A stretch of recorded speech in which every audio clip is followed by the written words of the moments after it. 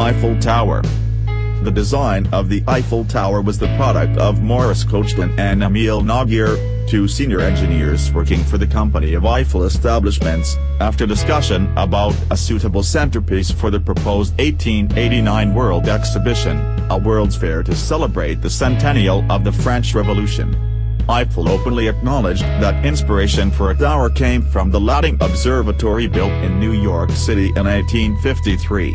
In May 1884, working at home, Koechlin made a sketch of their idea, described by him as a great pylon, consisting of 4 lattice girders standing apart at the base and coming together at the top, joined together by metal trusses at regular intervals. Eiffel initially showed little enthusiasm, but he did approve further study, and the two engineers then asked Charles Léon Stephen Sauvestre, the head of company's architectural department, to contribute to the design. Sauvestre added decorative arches to the base of the tower, a glass pavilion to the first level, and other embellishments. The new version gained Eiffel's support. He bought the rights to the patent on the design which Koechlin, Nouguier, and Sauvestre had taken out, and the design was exhibited at the Exhibition of Decorative Arts in the autumn of 1884 under the company name. On March 30, 1885, Eiffel presented his plans to the Society of Civil Engineers, after discussing the technical problems and emphasizing the practical uses of the tower. He finished his talk by saying the tower would symbolize, not only the art of the modern engineer, but also the century of industry and science in which we are living, and for which the way was prepared by the great scientific movement of the 18th century and by the Revolution of 1789. To which this monument will be built as an expression of France's gratitude. Little progress was made until 1886, when Jules Grevy was re-elected as President of France and Edouard Lacroix was appointed as Minister for Trade. A budget for the exposition was passed and, on 1 May, Lacroix announced an alteration to the terms of the open competition being held for a centerpiece to the exposition, which effectively made the selection of Eiffel's design a foregone conclusion, as entries had to include a study for a 300 meters, 4-sided metal tower on the Champ de Mars. On 12 May, a commission was set up to examine Eiffel's scheme and its rivals, which, a month later, decided that all the proposals except Eiffel's were either impractical or lacking in details. After some debate about the exact location of the tower, a contract was signed on January 8, 1887.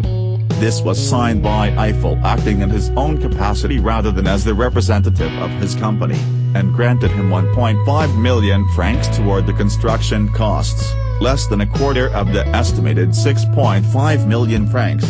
Eiffel was to receive all income from the commercial exploitation of the tower during the exhibition and for the next 20 years. He later established a separate company to manage the tower, putting up half the necessary capital himself. The main structural work was completed at the end of March 1889 and, on 31 March, Eiffel celebrated by leading a group of government officials, accompanied by representatives of the press, to the top of the tower. Because the lifts were not yet in operation, the ascent was made by foot, and took over an hour, with Eiffel stopping frequently to explain various features. Most of the party chose to stop at the lower levels, but a few, including the structural engineer, Émile Nouguier, the head of construction, Jean Compagnon, the president of the city council, and reporters from Le Figaro and Le Monde Illustré, completed the ascent. At 2:35 p.m., Eiffel hoisted a large tricolor to the accompaniment of a 25-gun salute fired at the first level. There was still work to be done, particularly on the lifts and facilities, and the tower was not open to the public until 9 days after the opening of the exposition on 6 May. Even then, the lifts had not been completed. The tower was an instant success with the public, and nearly 30,000 visitors made the 1,710-step climb to the top before the lift entered service on 26 May. Tickets cost 2 francs for the first level, 3 for the second, and 5 for the top, with half-price admission on Sundays, and by the end of the exhibition there had been 1,896,987 visitors.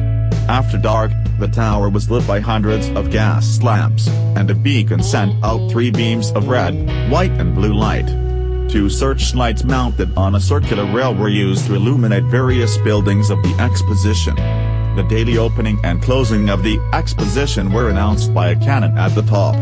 On the second level, the French newspaper Le Figaro had an office and a printing press, where a special memory edition, Le Figaro de la Tour, was made. There was also a patisserie. At the top, there was a post office where visitors could send letters and postcards as a memento of their visit. Graffitists were also catered for. Sheets of paper were mounted on the walls each day for visitors to record their impressions of the tower. Gustave Eiffel described some of the responses as really curious. Famous visitors to the tower included the Prince of Wales, Sarah Bernhardt, Buffalo Bill Cody, his Wild West show was an attraction at the exposition, and Thomas Edison. Eiffel invited Edison to his private apartment at the top of the tower, where Edison presented him with one of his phonographs, a new invention and one of the many highlights of the exposition. Edison signed the guest book with this message: to Eiffel the engineer, the brave builder of so gigantic an original specimen of modern engineering, from one who has the greatest respect and admiration for all engineers, including the great engineer the Bondia. Thomas Edison. Eiffel had a permit for the tower to stand for 20 years. It was to be dismantled in 1909, when its ownership would revert to the city of Paris. The city had planned to tear it down. Part of the original contest rules for designing a tower was that it should be easy to dismantle, but as the tower proved to be valuable for communication purposes, it was allowed to remain after the expiry of the permit. Eiffel made use of his apartment at the top of the tower to carry out meteorological observations, and also used the tower to perform experiments on the action of air resistance on falling bodies.